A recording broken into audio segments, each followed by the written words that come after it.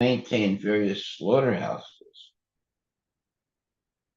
Just as in civilized human society, the law is a life for a life. No living can encroach upon another living entity as far as the Supreme Lord is concerned.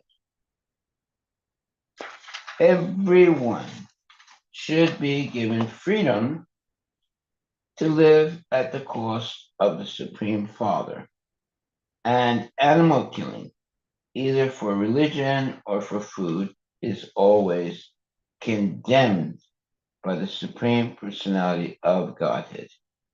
In Bhagavad Gita 16.19 says, Tan aham dvisata kuran samsaresu naradamam Shipam ajasram asubam asuris eva yonisu. Those who are envious and mischievous, who are the lowest among men, are cast by me into the ocean of material existence, into various demoniac species of life. The animal killers, Dvisita, envying other living entities, and the Supreme Personality of Godhead are placed, the animal killers, Dvisita, envying other living entities, and the Supreme Personality of Godhead are placed in darkness and cannot understand the uh, the theme and objective of life. This is further explained in the following verses. Well, for all the hunters that go out and kill animals unnecessarily, and people that perform other acts of killing animals unnecessarily, they should read this. They should hear this to understand that they're going to be severely punished for such unnecessary activities. Text 27. Due to his contaminated association with women, a living entity like King Puranjana eternally suffers from all pangs of material existence and remains in the dark region of material life, bereft of all remembrance for many, many years. Wow, what a horrible destiny that is. Purport by Srila Prabhupada. This is a description of material existence. Material existence is experienced when one becomes attached to a woman and forgets his real identity as the eternal servant of Krishna. Nasta Smriti. In this way, one in one body after another, the living entity perpetually suffers the threefold miseries of material existence. To save human civilization from the darkness of ignorance, this movement was started. Thank you, Prabhupada. The main purpose of the Krishna consciousness movement is to enlighten the forgetful living entity and remind him of his original Krishna consciousness. In this way, the living entity can be saved from the catastrophe of ignorance, as well as bodily transmigration. As Srila Bhakti Vinod Thakur has sung, Anadi karma phale hadi bhavar nava jale tari bare na dekhi upaya E Vishaya Hala Hale, Dvisa Nisi Hiyajwale, Mana Kabu Sukha Nahi Paya. And beautiful, uh, beautiful poetry. Because of my past fruitive activities, I have now fallen into the ocean of nescience, ignorance. I cannot find any means to get out of this great ocean, which is indeed like an ocean of poison. We are trying to be happy through sense enjoyment, but actually, that so called enjoyment is like food that is too hot and causes burning in the heart. I feel a burning sensation constantly, day and night, and thus my mind cannot find satisfaction. Wow. Material existence is always full of anxiety. People are always trying to find many ways to mitigate anxiety, but because they are not guided by a real leader, they try to forget material anxiety through drink and sex indulgence. Foolish people do not know that by attempting to escape anxiety by drink and sex, they simply increase their duration of material life. It is not possible to escape material anxiety in this way. The word pramada sangha dusita indicates that apart from all other contamination, if one simply remains attached to a woman, that single contamination will be sufficient to prolong one's miserable material existence. Consequently, in Vedic civilization, one is trained from the beginning to give up attachment for women. The first stage of life is brahmachari. The second stage, grihastha. The third stage, vanaprastha. And the fourth stage, sannyasa. All these stages are devised to enable one to detach himself from the association of women. Okay, text 28. King Puranjana gave up his body while remembering his wife. That's a mistake. And consequently, in his next life, he became a very beautiful and well situated woman. Okay. He took his next birth as the daughter of King Vidarbha in the very house of the king. Purport by Srila Prabhupada. Since King Puranjana thought of his wife at the end time of death, he attained the body of a woman in the next birth. This verifies the following verse in Bhagavad Gita 8.6.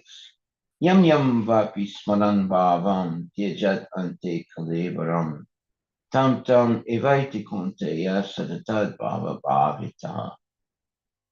Whatever state of being one remembers when he quits his body, that state he will attain without fail. So, yeah, remember your wife at the moment of death, you become a woman in the next life. When a living entity is accustomed to think of a particular subject matter or become absorbed in a certain type of thought, he will think of that subject at the time of death. Well, yeah, some people will think about their 401k at the moment of death, or they think about their wife or their children, etc. At the time of death, one will think of the subject that has occupied his life while he was awake. Okay, there it is, rule of karma. Lightly sleeping or dreaming, or while he was deeply sleeping. After falling from the association of the Supreme Lord, the living entity thus transmigrates from one bodily form to another, according to nature's course, until he finally attains the human form. If he is absorbed in material thoughts and ignorant of spiritual life, and if he does not take shelter under the lotus feet of the Supreme Personality of Godhead, Govinda, who solves all questions of birth and death, he will become a woman in the next life, especially if he thinks of his wife. As stated in Srimad Bhagavatam 3.31.1, Karmana Daivanitrena, a living entity acts piously and impiously, and sometimes in both ways. All actions are taken into account, and the living entity is offered a new body by his superiors. Although King Ranjana was overly attached to his wife, he nonetheless performed many pious, fruitive activities.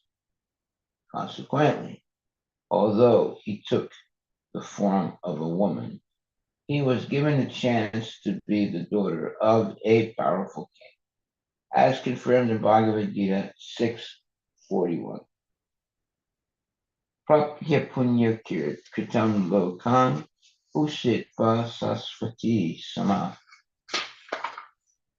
suchinam srimatam de gehe yoga brasto vijayate. The unsuccessful yogi, after many, many years of enjoyment on the planets of the pious living entities, is born into a family of righteous people or into a family of rich aristocracy. If a person falls from the path of bhakti yoga, God realization due to attachment to fruitive activity, philosophical speculation, or mystic yoga, he is given a chance to take birth in a high and rich family. The higher authorities appointed by the Supreme Personality of Godhead thus render justice to the living entity according to the living entity's desires. Oh, you can't blame anyone else. These are the desires of the living entity. Although King Puranjana was overly absorbed in thoughts of his wife and thus became a woman, he took birth in a family of a king due to his previous pious activities. The conclusion is that all our activities are taken into consideration before we are awarded another body.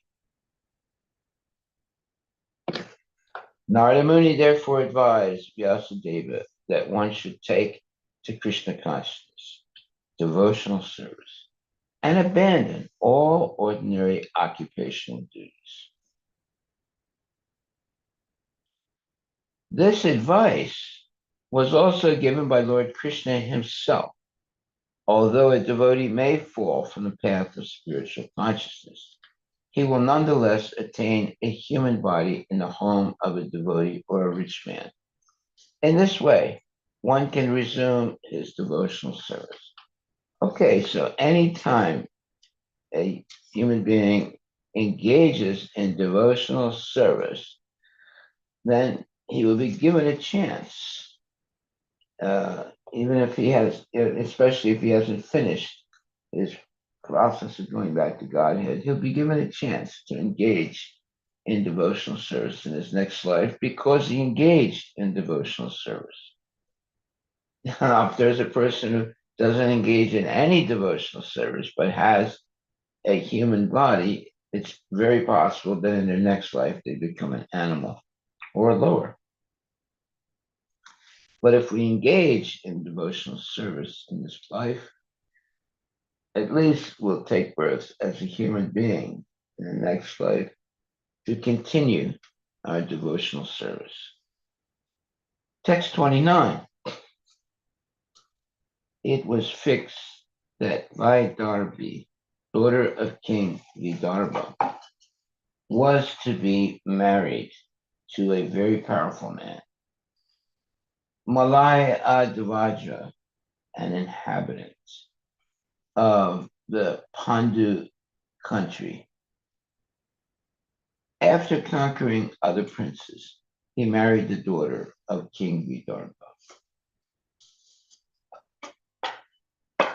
Purport by Srila Prabhupada, it is customary among Kshatriyas for a princess to be offered under certain conditions. For instance, Draupadi was offered in marriage to one who could pierce a fish with an arrow simply by seeing the reflection of that fish. Krishna married one of his queens after conquering 7 strong bulls. The Vedic system is for a daughter of a king to be offered under certain conditions.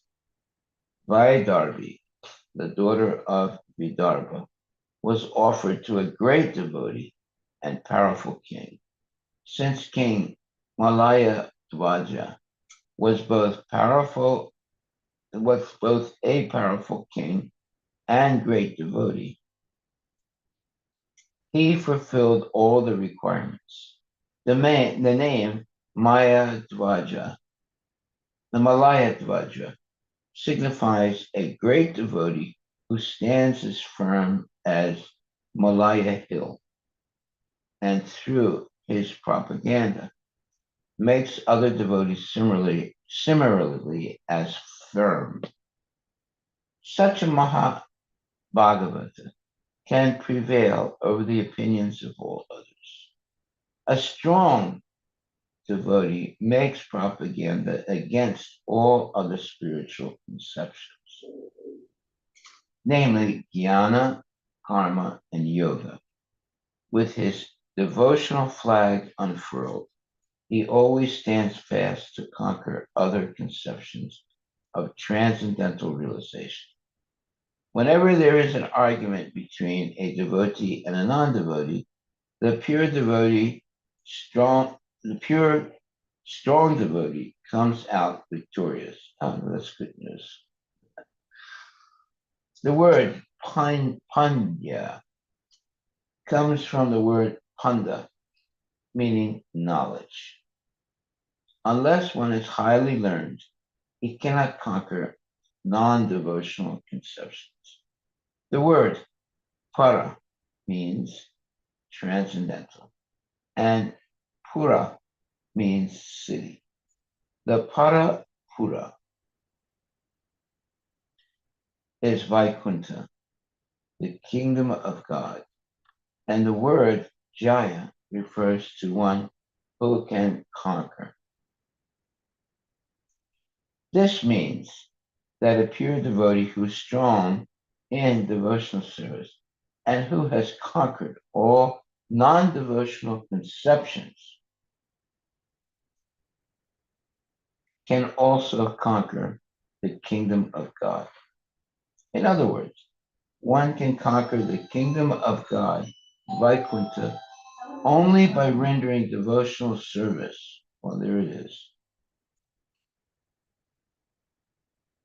The Supreme Personality, by strong devotional service and sincere attachment to the Supreme Personality of Godhead, can easily conquer him. Lord Krishna is fear personified for everyone, but he voluntarily agreed to fear.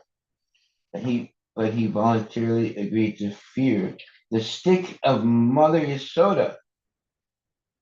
Krishna, God, cannot be conquered by anyone but his devotee.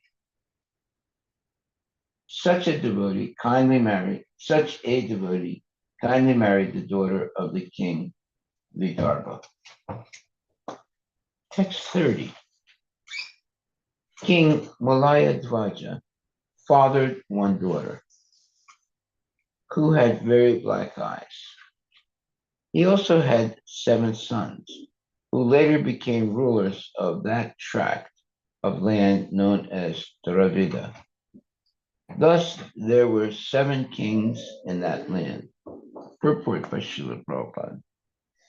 King Malayadvaja was a great devotee, and after he married the daughter of King Vidarbha, he gave her one nice daughter whose eyes were black. Figuratively, figuratively. This means that the daughter of King Malayadvaja was also bestowed with devotional service. Good luck. Very good. For her eyes were always fixed on Krishna. A devotee has no vision in his life other than Krishna. The 7 sons are the 7 processes of devotional service: hearing, chanting, remembering, offering worship, offering prayers, rendering transcendental loving service, and serving the lotus feet of the Lord. Of the 9 types of devotional service, only 7 were immediately given. The balance, friendship, and surrendering everything were to be developed later. In other words, devotional service is divided into 2 categories, namely Vidhi Marga and Raga Marga. The process of becoming friends with the Lord and sacrificing everything for him belongs to the category of Raga Marga. The stage of developed devotional service.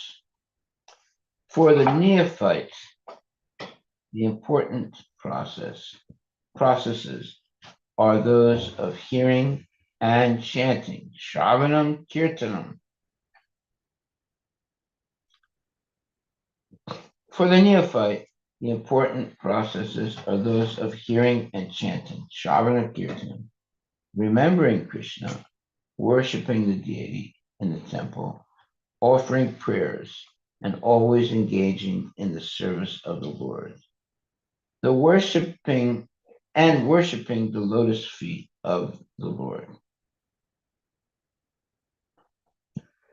The word Yaviyasa indicates that these processes are very powerful. After a devotee engages in the processes of Shravanam, Kirtanam, Vishnu, Smaranam, Padasevanam, Archanam, Vandanam, Dasyam, and is able to secure these processes, he can later become a devotee capable of rendering spontaneous devotional service, namely Sakyam and Atma Nivedanam. Generally, the great acharyas who preach devotional service all over the world belong to the category of Sakyam Atma Nivedanam. A neophyte devotee cannot actually become a preacher. The neophyte is advised to execute devotional service in the 7 other fields, Shravanam, Kirtanam, etc. If one can successfully execute the preliminary 7 items, he can in the future be situated on the platform of Sakyam Atma Nivedanam.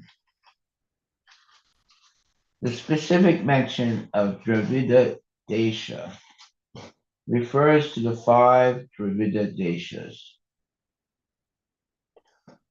South India. All in South India refers to the 5 Dravida Deshas in South India. All are very strong in rendering the preliminary devotional processes. Shravanam Kirtanam. Some great acharya, like Ramanujacharya and Madhavacharya, also came from Dravida Desha and became great preachers. They were all situated on the platform of Sakyam Atma Nivedana. Yeah, completely surrendered to the Lord by the process of Shravanam Kirtanam, hearing and chanting. So I think this is the first time I'm seeing correlation between the 9 processes of bhakti here and then the Vaidhi Marga and Raga Marga, I mean, Vaidhi Bhakti that we in Nectar of Devotion, Mhm. where the same categories are given, but correlation is that the last 2, Sakyam and Atma Nivedana, fall under that category of Raga Bhakti, means like something that's spontaneously Well, there's Vidyamargi and Ragamargi. correct. Yeah. So we are in the Vidhi path until we're bestowed by the mercy into the next stage. It's called the process of becoming friends with the Lord and sacrificing everything for Him belongs to the category of Ragamarga, the stage of developed devotional service. For the neophyte, the important processes are those of hearing and chanting, Shravanam Kirtanam, remembering Krishna, worshiping the deity in the temple, offering prayers, and always engaging in the service of the Lord and worshiping the lotus feet of the Lord.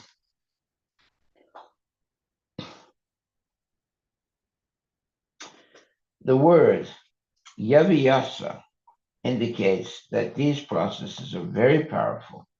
After a devotee engages in the processes of Shravanam, Kirtanam, Vishnu Smaranam, Padasevanam, Archanam, Vandanam, Dasyam, and he is able to secure these processes, he can later become a devotee capable of rendering spontaneous devotional service, namely Sakyam and Atma Nivedanam. Generally, great acharyas who preach devotional service all over the world belong to the category of Sakyam Atma Nivedanam. That means surrendering everything to the Lord. A neophyte devotee cannot actually become a preacher. The neophyte is advised to execute devotional service in 7 other fields, Shravanam, Kirtanam, etc. If one can successfully execute the preliminary 7 items, he can in the future be situated on the platform of Sakyam Atma Nivedanam, meaning completely surrendering to the Lord. The specific mention of Dravida Desha, meaning South India, refers to the 5 Dravida Deshas in South India. All are very strong in rendering the preliminary devotional processes, Shravanam Kirtanam, etc. Some great acharyas, like Ramanujacharya and Madhvacharya, also came from Dravida Desha, South India. And because great preachers And became and became great teachers, they were all situated on the platform of Sakyam Atma Nivedanam, completely surrendering to the Lord. Text 31. My dear King Parsana Barisat, the sons of Malayadvaja gave birth to many thousands and thousands of sons, and all of these have been protecting the entire world up to the end of one Manu's lifespan and even afterward. Wow, interesting. Purport by Srila Prabhupada. There are 14 Manus in one day of Brahma. A Manvantara, the lifespan of one Manu, is given as 71 multiplied by 4 Million. million 320,000 years. After one such Manu passes on, another Manu begins his lifespan.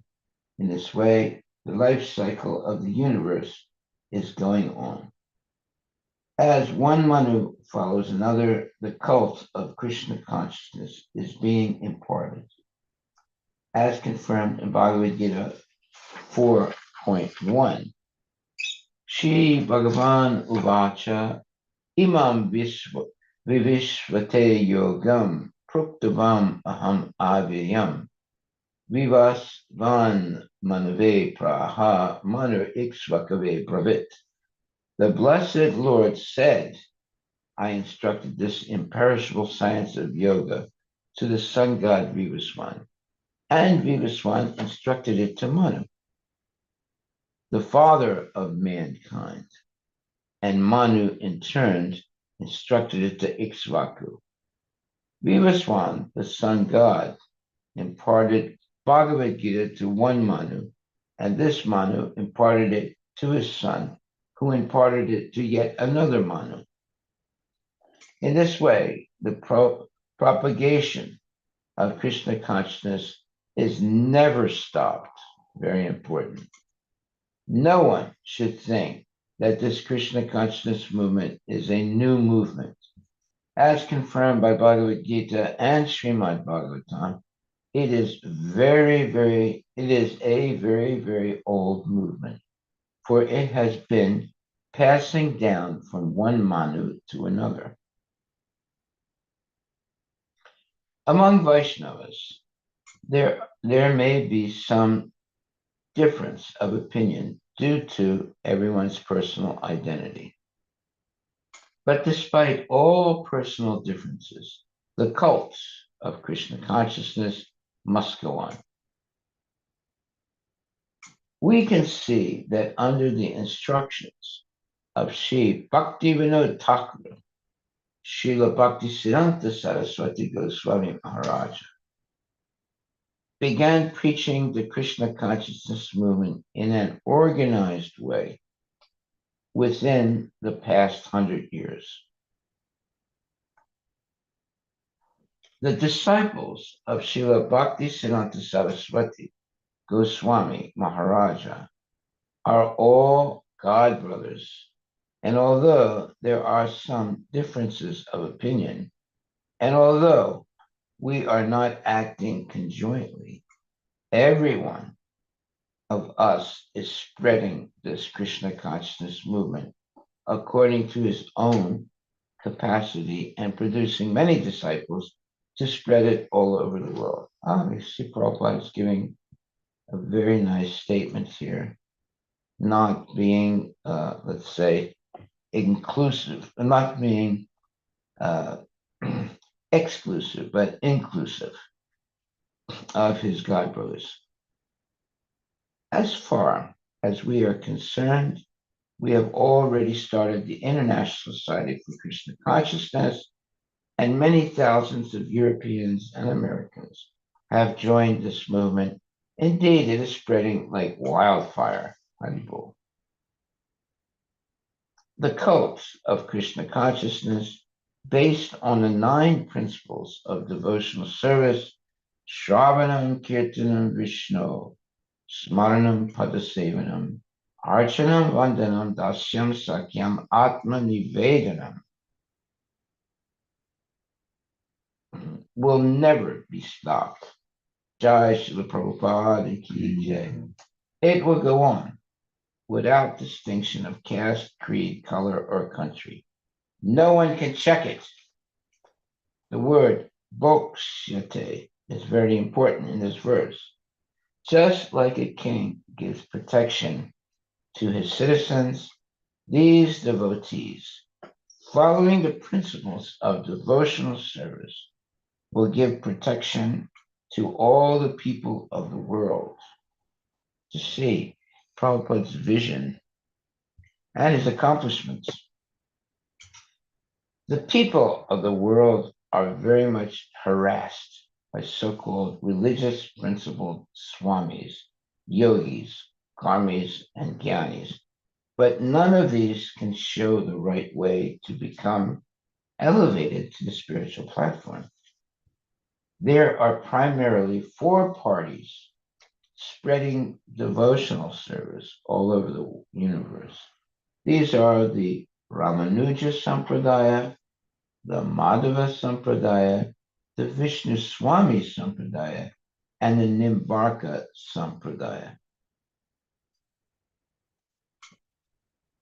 The Madhva Gaudiya Sampradaya in particular comes from the Lord Chaitanya Mahaprabhu.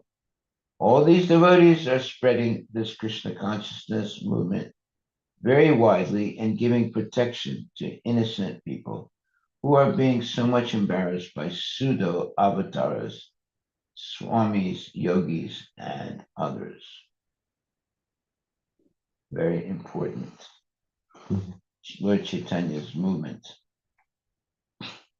Text 32. The great sage named Agastya married the firstborn daughter of Malaya Dvaja, and avowed devotee of Lord Krishna. From her, one son was born, whose name was Dridachyuta,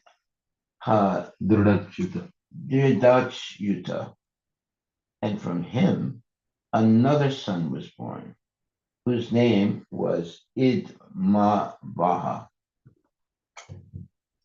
Purport by Srila Prabhupada. The name Agastya Muni is very significant. Agastya Muni represents the mind.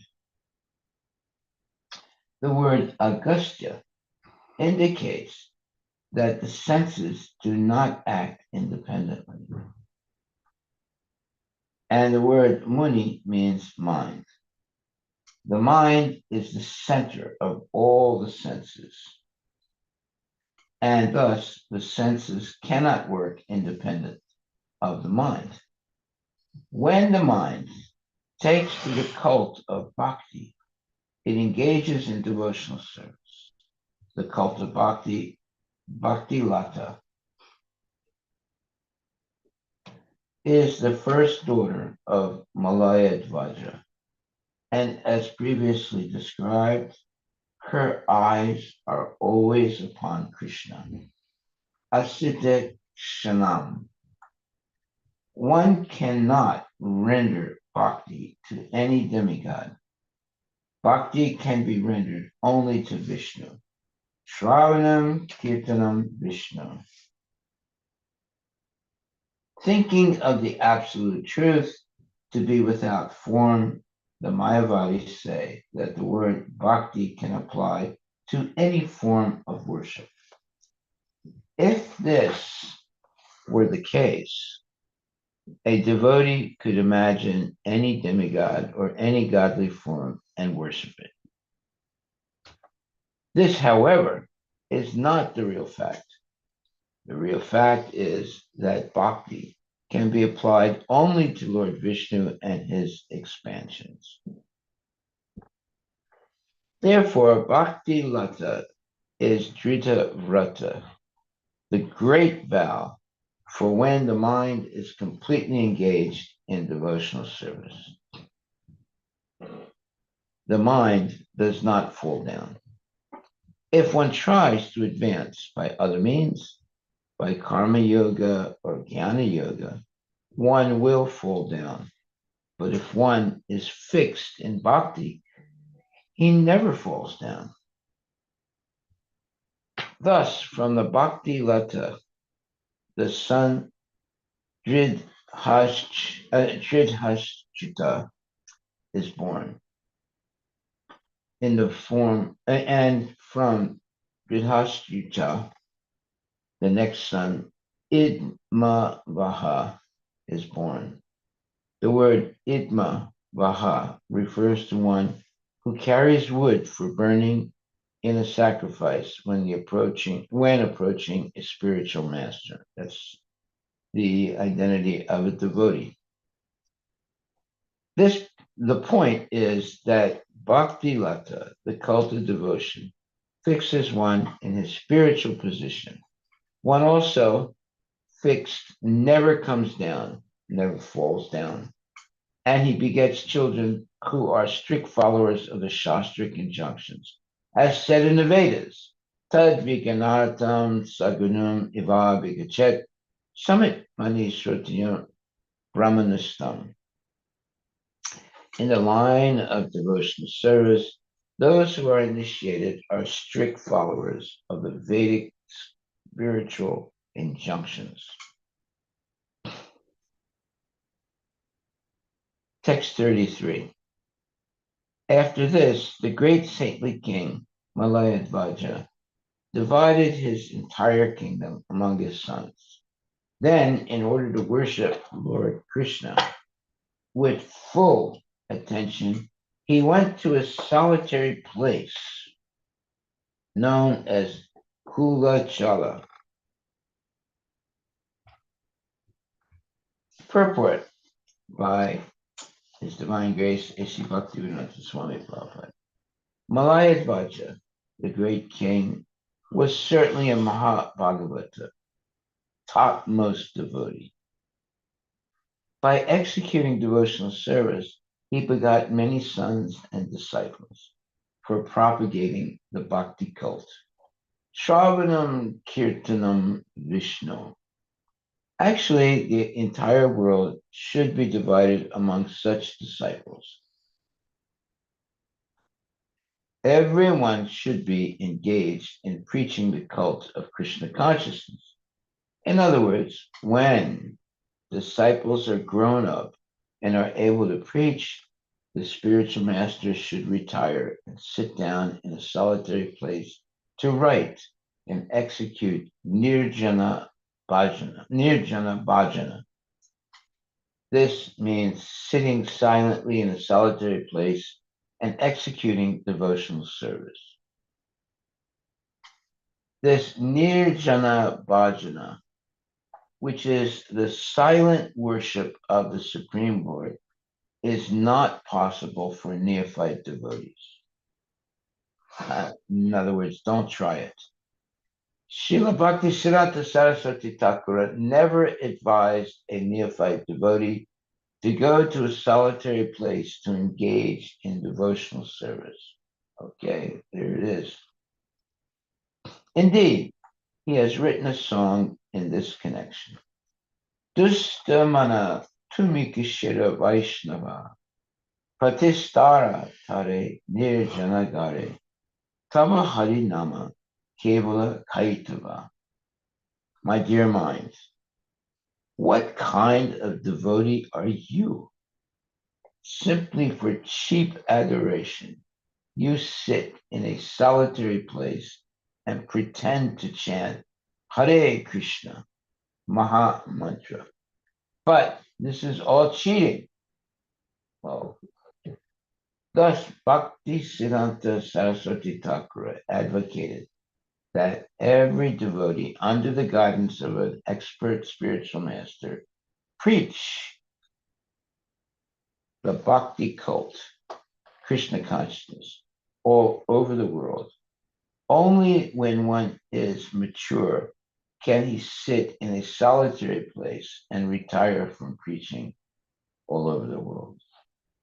Following this example, the devotees of the International Society for Krishna Consciousness now render service as preachers in various parts of the world.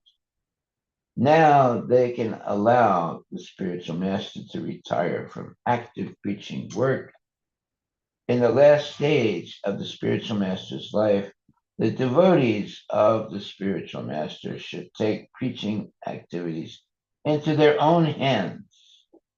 In this way, the spiritual master can sit down in a solitary place and render nirjana bhajana. Yeah, he can now meditate 24 hours a day on the Supreme Lord.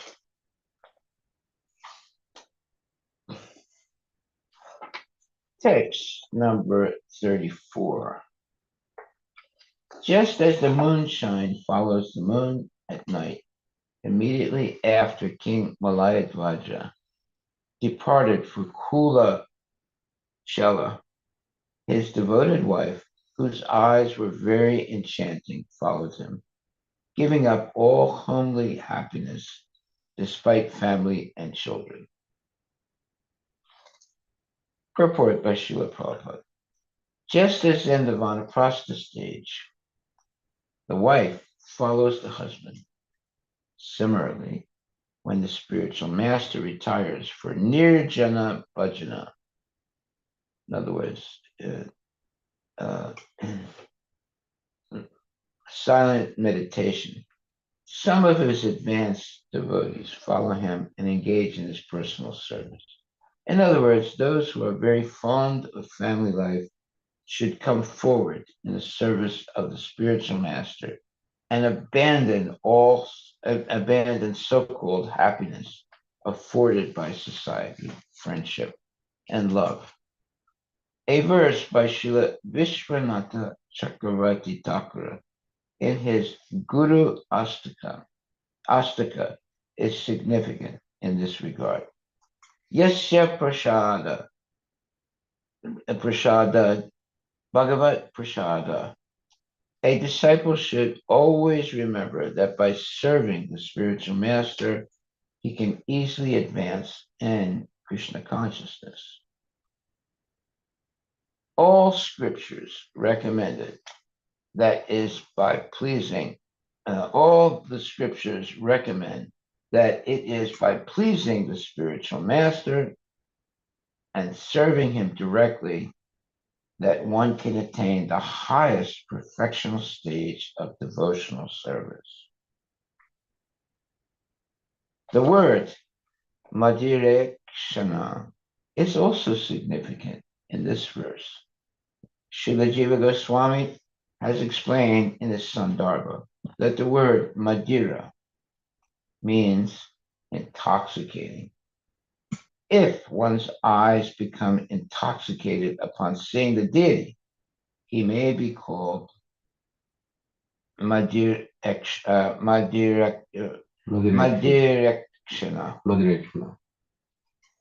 Queen Vaidarbi eyes were very enchanting, just as one's eyes are Madhirekshana when engaged in seeing the temple deity.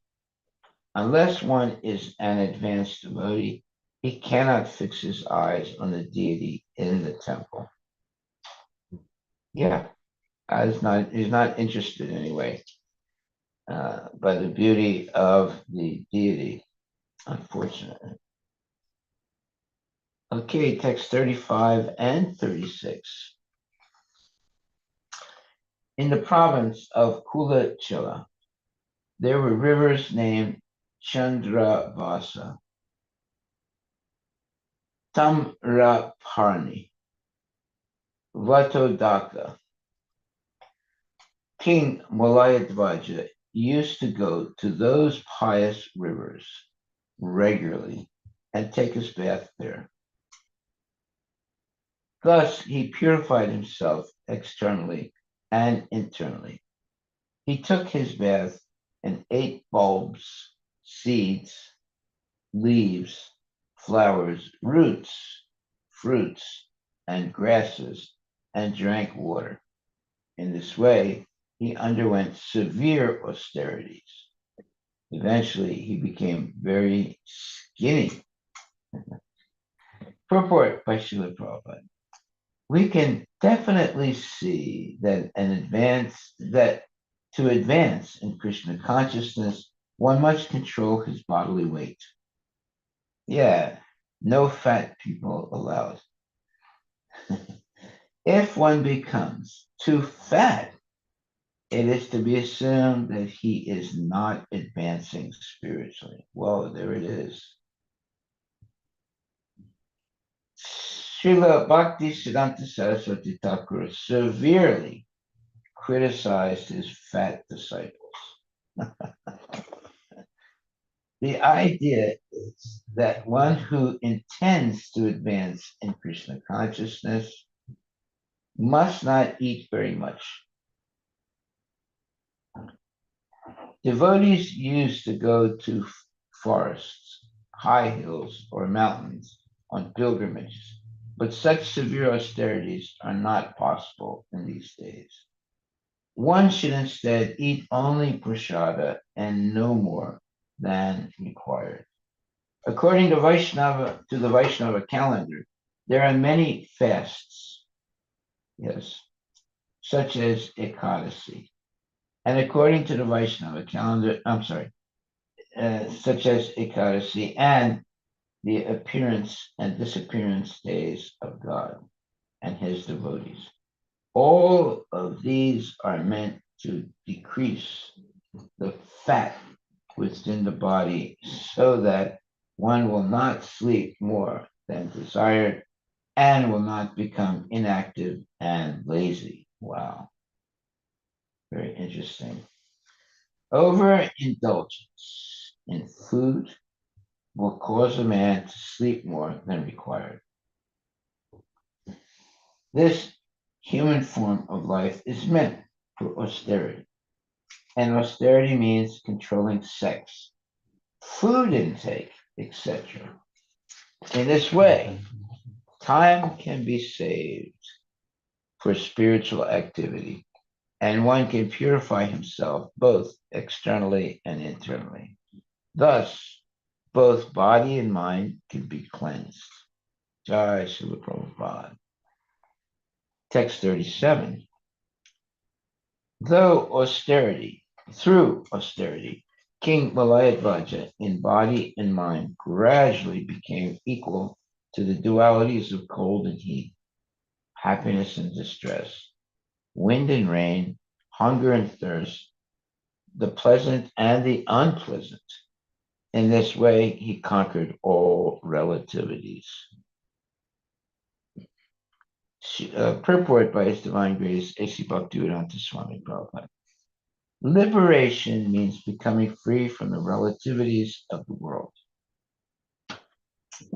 Unless one is self-realized, he has to undergo the dual struggle of the relative world. That means that he is troubled by different types of purposes in life. He's not fixed on the path of pure devotional service. So his mind is not peaceful. In Bhagavad Gita, Lord Krishna advises Arjuna to conquer all relativities, things that are not eternal, through tolerance. Lord Krishna points out that it is the relativities like winter and summer that give us trouble in the material world. Yeah. Well, both of those things, winter and summer, come and go. So one should not be disturbed by them. In the winter, we do not like taking a bath, but in the summer, we wish to take a bath twice or 3 times or more a day. Thus, Krishna advises us not to be disturbed by such relativities and dualities when they come and go. The common man has to undergo much austerity to become equipoised before dualities. In other words, not being disturbed the dualities of material life. One who becomes agitated by the relativities of life has accepted a relative position and must therefore undergo the austerities prescribed in the Shastras to transcend the material body and put an end to the material existence. That means that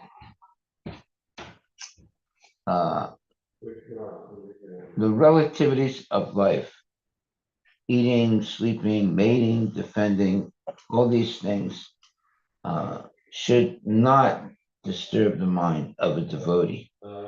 King Malayadvaja underwent severe austerities by leaving his home, going to Kulachala, taking his bath in the sacred rivers, and eating only vegetables like stems, roots, seeds, flowers, and leaves, avoiding any cooked food or grains. Now, that's pretty severe. These are very, very austere practices. In this age, it is very difficult to leave home and go to the forest or the Himalayas to adopt the processes of austerity. Indeed, it is almost impossible. If one is even advised to give up meat eating, drinking, gambling, and illicit sex, one will fail to do so. What then would a person do if he went to the Himalayas or Kulachala? Such acts of renunciation are not possible in this age. Therefore, Lord Krishna has advised us to accept the Bhakti Yoga process. Bhakti Yoga will automatically liberate a person from the dualities of life. Dualities of life means, should I do this or should I do that? So that disturbs the minds of people. In Bhakti Yoga, Krishna is the center, and Krishna is always transcendental. Thus, in order to transcend dualities, one must always engage in the service of the Lord. Yeah, in other words, the service of the Lord is the real purpose of life. So one's mind is not disturbed by other goals to achieve. The only goal to achieve is pure devotional service in this lifetime. That's why it says here that in order to transcend dualities, in other words, different desires that one may have, and maybe desires that are even not Krishna consciousness, one must always engage in the service of the Lord, as confirmed by Bhagavad Gita 14:26. Mam chayovi bicharena bhakti yogena sevate sagunam samatityaitan brahma bhuyaya kalpate. One who engages in full devotion service, who does not fall down in any circumstance, at once transcends the modes of material nature and thus comes to the level of Brahman, meaning the spiritual level. If one is factually engaged in the service of the Lord, Bhakti Yoga, he will automatically control his senses, his tongue, and so many other things. Once engaged in the Bhakti Yoga process, with all sincerity, one will have no chance of falling down. Even if one falls down, there is no loss. One's devotional activities may be stunned or choked for the time being, but as soon as there is another chance, the practitioner begins from the point where he left off. In other words, whatever devotional service we have performed in our life becomes an eternal asset that can never be taken away from us. And if we don't complete our process of devotional service to go back to Godhead, wherever we have left off, we begin from that point in the next life. That means that you can never be a loser in Krishna consciousness. Why? Because Krishna never forgets the service that you have done. And therefore, we will always take up Krishna consciousness from the point that we left off in previous lives. That is a real benefit that one can have by being engaged in devotional service. In other words, you can never be a loser in devotional service. Text number 10. I'm sorry, text number 11. Oh, wait a minute. Wait a minute. Let's see, where are we here? I'm sorry.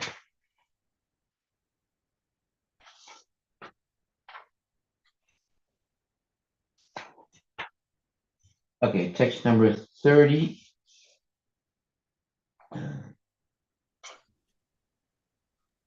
We are on 38, Maharaj. 38, yeah. By worshiping, executing austerities, and following the regulative principles, King Mulaya Vaja conquered his senses. Let me read that again. By worshiping, executing austerities, and following the regulative principles, King Malayadvaja conquered his senses, his life, and his consciousness. Thus, he fixed everything on the central point of the Supreme Brahman, Krishna. But you see, this is a very significant verse and statement being made here. What do we actually want to achieve in spiritual life? Well, by worshiping, executing austerities, and following the regulative principles, we can make tangible spiritual advancement. And ultimately, completely surrendering ourselves to Lord Krishna and through the spiritual master. Then one will be fixed on the central point of Krishna and not be wavering in his determination to engage in service for Krishna and Krishna consciousness. Purport by Srila Prabhupada. Whenever the word Brahman appears, the impersonalists take this to mean the impersonal effulgence, the Brahmajyoti. Actually, however, Para Brahman, the supreme Brahman, is Krishna, Vasudeva. As stated in Bhagavad Gita 7:19, Vasudeva Sarvam Iti. Vasudeva extends everywhere as the impersonal Brahman. One cannot fix one's mind upon an impersonal something. Very true. That's what the Mayavadis try and do. Bhagavad Gita 12.5 therefore says, Klesha dikaritas tesam avyakta shakta chetasam. For those whose minds are attached to the unmanifested, impersonal feature of the Supreme, advancement is very troublesome. Consequently, when it is said herein that King Malayadvaja fixed his mind on Brahman, Brahman means the Supreme Personality of Godhead, Vasudeva. It's not some light or some other thing. It is only the Supreme Personality of Godhead, Vasudeva or Krishna. That settles that. The actual meaning of Brahman. Brahman means the Supreme Personality of Godhead, Vasudeva. Text 39. In this way, he stayed immovable in one place for 100 years by the calculations of the demigods. After this time, he developed pure devotional attraction for Krishna, the Supreme Personality of Godhead, and remained fixed in that position. Okay. Purport by Srila Prabhupada. Bahunam janmanamante kalavam mam prapadite. Vasudeva savamiti sa mahatma sudurlabha. After many births and deaths, he who is actually in knowledge surrenders unto me, knowing me to be the cause of all causes and all that is. Such a great soul is very rare. Bhagavad Gita 7.19.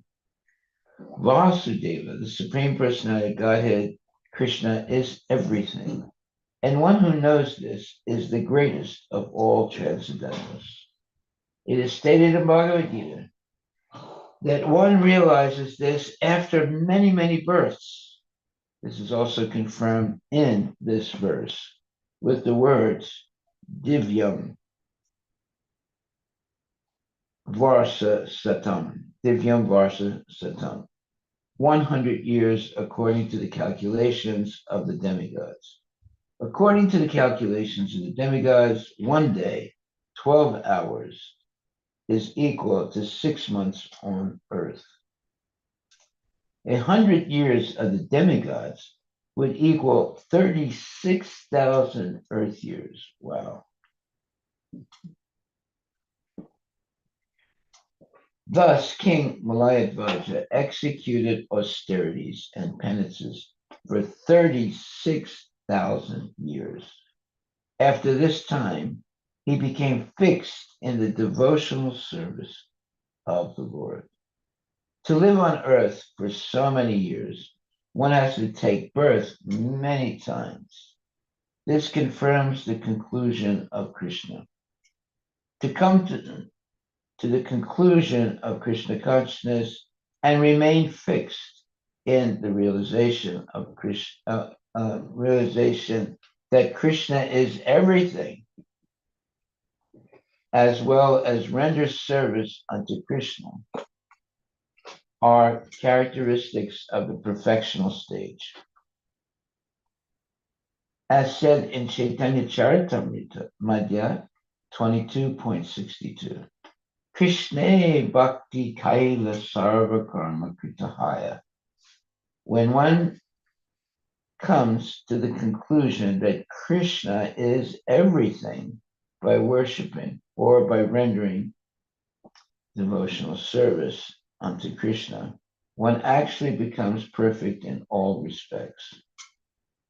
Not only must one come to the conclusion that Krishna is everything, but he must remain fixed in this realization. This is the highest perfection of life, and it is this perfection that King Malayadvaja attained at the end of all his austerities. King Malayadvaja attained perfect knowledge by being able to distinguish the super soul from the individual soul. The individual soul is localized, whereas the super soul is all pervasive. He became perfect in knowledge that the material body is not the soul, but that the soul is the witness of the material body. Purport by Srila Prabhupada. The conditioned soul is often frustrated in trying to understand distinctions between the material body, the super soul, and the individual soul. There are two types of Mayavadi philosophers: the followers of the Buddhist philosophy and the followers of the Sankara philosophy. The followers of Buddha do not recognize that there is anything beyond the body. The followers of Sankara conclude that there is no separate existence of the Paramatma, the super soul. The Sankarites believe that the individual soul is identical with the Paramatma in the ultimate analysis. In other words, they think that the ultimate stage of realization is to merge into the body of the Paramatma. But the Vaishnava philosophers the Vaishnava philosopher who is perfect in knowledge knows that the body is made of external energy and that the super soul, the Paramatma, the Supreme Personality of Godhead, is sitting with the individual soul and is distinct from him. As Lord Krishna states in Bhagavad Gita 13.3, Chetrajnam Chapimam Vidi Sarvachetreshu Varata Chetra Chetra Grayor Jnanam Yat Taj Jnanam Matam Mama. O Skyana Bharata, you should understand that I am also the knower of all bodies, and to understand this body and its owner is called knowledge. That is my opinion. The body is taken to be the field, and the individual soul is taken to be the worker in the field. Yet there is another who is known as the super soul, who along with the individual soul simply witnesses. The individual soul works, and along with the and along with the individual soul simply witnesses.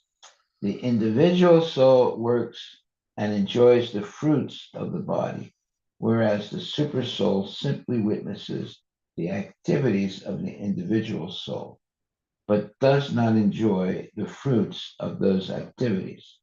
The super soul is present in every field of activity, whereas the individual soul is present in his one localized body. King Malayadvaja attained this perfection of knowledge and was able to distinguish between the soul and the super soul and the soul and the material body. Okay, well, that is real knowledge. So are we past time? Yeah, it's a good song. Okay, well, we'll stop right there. Are there any questions or comments? Any questions or comments about what we have read today? Hare Krishna Maharaj. Whoa. Prabhupada, please accept my humble pranams at your lotus feet. I don't know which verse you mentioned. We come to the path of the bhakti due to the Vidhi Marga and Raga Marga. Am I right? Am I heard wrong? Are you right? And also you mentioned just recently, just in a few minutes back, um, in the past life where we left, in this life, that's where we start. Am I right? In the next life. In the next life. I mean, next life means like when we are doing the devotional service in this lifetime. Vidhi Marga means destiny. Am I right, Guru Maharaj? Yes. So the past destiny, that is that it is leading this in this lifetime. Our path of the bhakti. That is why we choose to be at the lotus feet of Krishna in this lifetime. Yes. That's the whole purpose of life, to be surrendered to the Lord and follow his instructions with the help and guidance of bona fide Spiritual master. devotees. Yeah. Spiritual master also Yes. under your guidance. Okay. And then in this lifetime, when we do our bhakti, devotional service and sadhana with a pure heart, is this life will be the last life, or according to our karma in the past, we don't know, am I right? How many lifetimes we have to take? So next life also, we will be connecting with, born in a devotee family or connected with Krishna through the other devotees who will come and contact with Krishna. Is that also right, Maharaj? Well, the whole point is, what are you thinking of at the moment of death? if you have been trained properly in Krishna consciousness and acted properly in Krishna consciousness, it will not be difficult to think of Krishna at the moment of death. But if you have a lot of mixed desires still, you won't be able to think purely of Krishna at the moment of death, and therefore you have to take another body. So Okay. everything depends on what you're thinking of at the moment of death.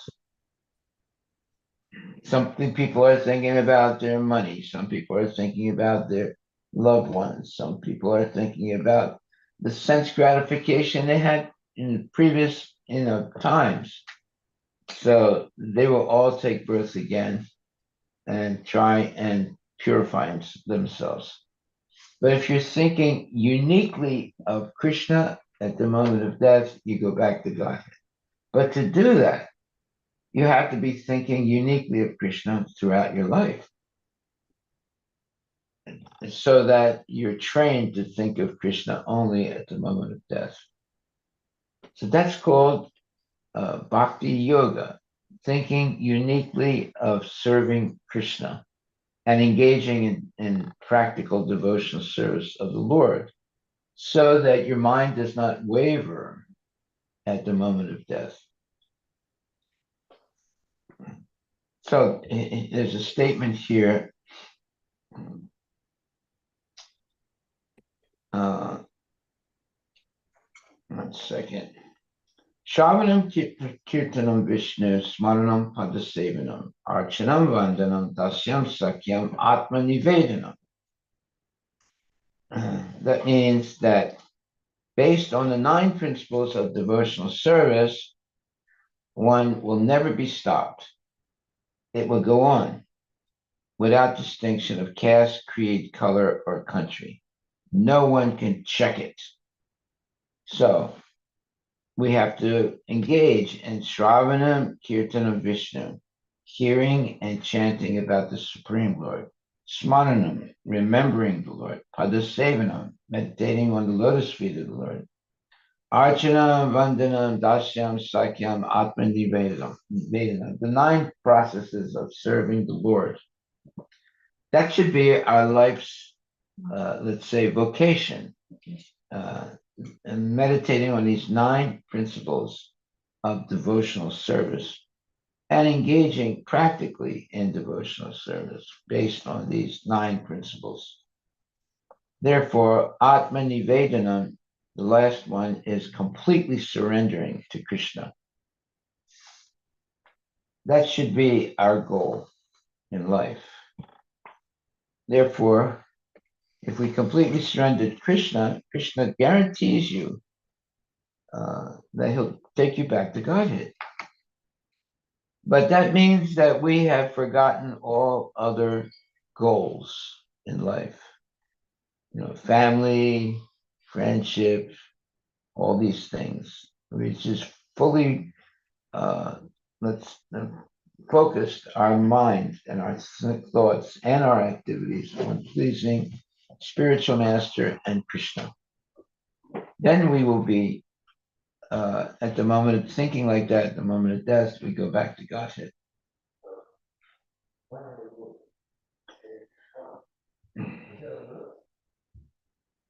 Okay, any other questions or comments? Thank you, Maharaj. I hope I answered your I question. think there is one more question, Maharaj. Yes. Ramani Mataji, you want to ask? Hare Krishna Maharaj. Hare Krishna.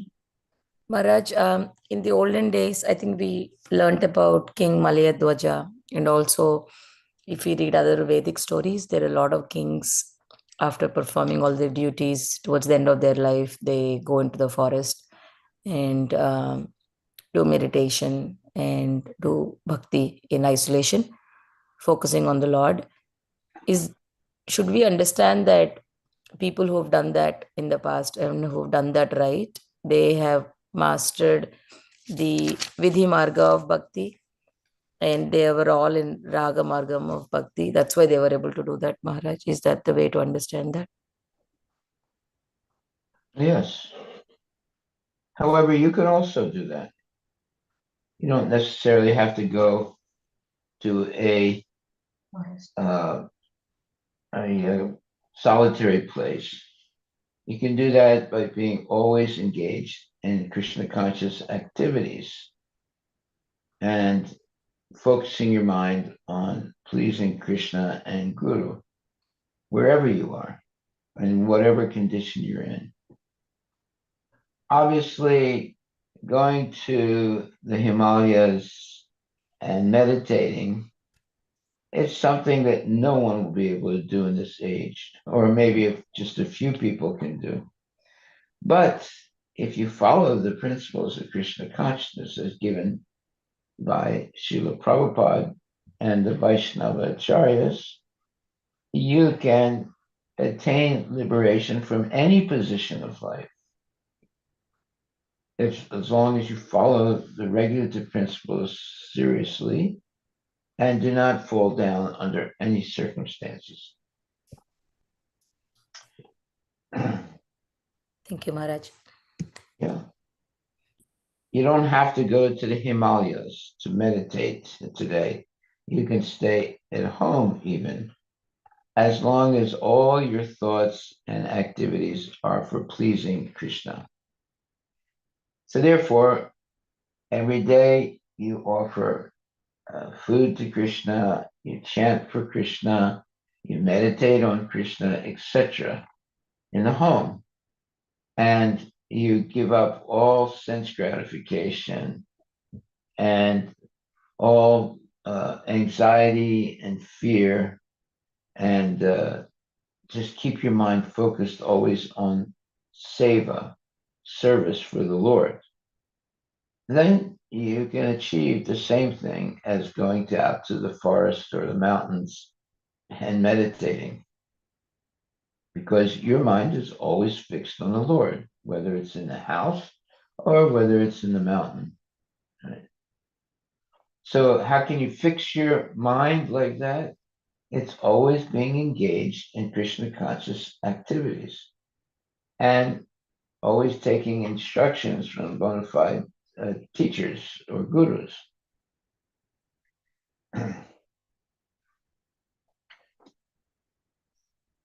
Okay, so our takeaway today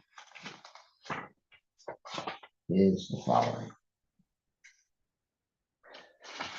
Tesam satati yuktanam Vachitam pritipurvakam dadami buddhi yogam tam yenamam upayanti te. Those who are constantly devoted and worship me with love, I give the understanding by which they can come to me. So whether you're living at home, whether you're a man or you're a woman, if you can, dadami buddhi yogam tam yenamam upayanti te, those who constantly devoted and worship Krishna with love, Krishna says, I give the understanding by which they can come to me. So whatever situation you are in, if you follow this principle of Tesam Satadiyuktanam Bhajatam Pritipurvakam Dadami Buddhi Yogam Tam Yenamam Upayatite, to those who are constantly devoted and worship Krishna with love, Krishna says, I give the understanding by which they can come to me. He doesn't say you can only do this if you go on the top of a mountain and you meditate, or you go into a cave and you meditate. What he says, however, is wherever you are, if you can constantly be devoted and worship Krishna with love, Krishna will give the understanding by which we can come to him. Hare Krishna. All glories to Srila Prabhupada, all glories to the Vaishnava,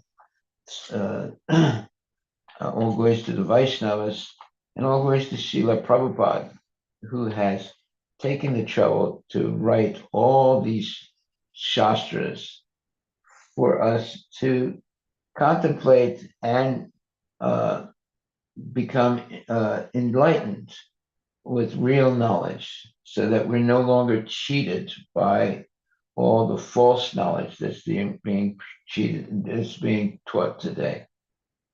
So those who are constantly devoted and worship Krishna with love, Krishna guarantees to give the understanding to the devotee by which the devotee can come to him. That is our takeaway today. So it depends on constantly being devoted and constantly worshiping Krishna with love. Then Krishna gives the understanding by which we can come to him. All glories to Srila Prabhupada Ki Jai. Therefore, our takeaway is the following statement. When one is trained by the spiritual master according to the regulative principles of devotional service and is situated on the platform of spontaneous attachment for the Lord, Raga Bhakti, the Lord also gives instructions from within. Tesam satatayuktanam bhajatam pritipurvakam. This distinct advantage is obtained by a liberated soul. Having attained this stage, King Malayadvaja was directly in touch with the Supreme Lord and was receiving instructions from him directly. So we can hear this and understand what real devotional service means. That means that we should have eventually spontaneous attachment for Krishna. That's called Raga Bhakti. And how do you do that? It's by always being engaged in devotional service and always hearing lectures given by bona fide devotees and engaging in unalloyed devotional service to Krishna. Then this Raga Bhakti, this natural, spontaneous attachment for the Lord will develop in our mind and our activities. And then the Lord will give instructions from within. Right now we're taking instructions from without, but we'll also get instructions from within. Tesam satati yuktanam bhajatam pritipurvakam. This distinct advantage is obtained by a liberated soul. That means one will get instructions from within the heart of the living entity. And this distinct advantage is obtained by a liberated soul. Having attained this stage, King Malayadvaja was directly in touch with the Supreme Lord and was receiving instructions from him directly. So, if we are surrendered to bona fide spiritual master, then we will be able to get eventually directly in touch with the Supreme Lord. And by following the instructions of the bona fide spiritual master is the same thing as receiving instructions from Krishna himself. So someone might say, well, how can I get direct instructions from Krishna? Well, you get the same instructions from the bona fide spiritual master. It's the same thing as getting instructions directly from Krishna. Okay, well, I think we'll stop right there, unless there are any other questions. So thank you very much, my dear devotees. Please have a good day today. Chant Hare Krishna, Krishna Krishna, Hare Hare, Hare Rama, Rama Rama, Hare Hare. The more we chant sincerely, the closer we come to Krishna, and eventually we'll attain spontaneous attachment for the Lord, which is called Raga Bhakti. Just like a young boy walks down the street and he sees a young girl walking toward him, and immediately he develops an attachment. So we should pray to have that type of attachment to Krishna, immediate and full of excitement. So in the same way, we say some such yukdana bhajatam pratipurvakam. This is a distinct advantage obtained by a liberated soul to have natural, spontaneous love and devotion for the Lord. And this distinct advantage is obtained by a liberated soul. Having attained this stage, King Malayadvaja was directly in touch with the Supreme Lord and was receiving instructions from him directly. So this depends on the quality of our devotional service. Right. Yeah. If it's completely dedication to the Lord and no hiatus, no vacations, then we'll eventually become a liberated soul. And having attained that stage, will come directly in touch with the Supreme Lord and receive instructions from him directly. Well, whether it's from him directly or through the bona fide spiritual master, it's the same thing. Bona fide spiritual master will not mislead you. He will simply repeat what Krishna has said in the Shastras. And will be able to obtain what's called liberation from the cycle of birth and death. It all depends on what we are hearing and what we are believing. So the devotee is hearing from bona fide devotees about Krishna and also strictly following the regulative principles of devotional service. That means that they gradually will develop spontaneous attachment for the Lord, which is called raga bhakti. The Lord also, just like a young man walks down the street and he sees a beautiful young woman walking toward him, immediately he develops attachment.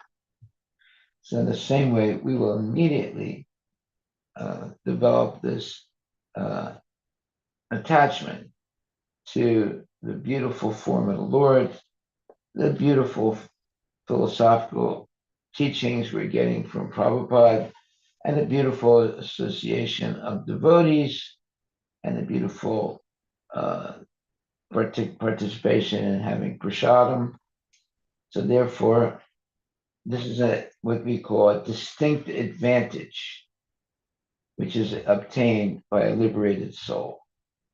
Having attained this stage, one is directly in touch with the Supreme Lord and receives instructions from him directly. All that is possible by regulated and unflinching devotional service. Hare Krishna.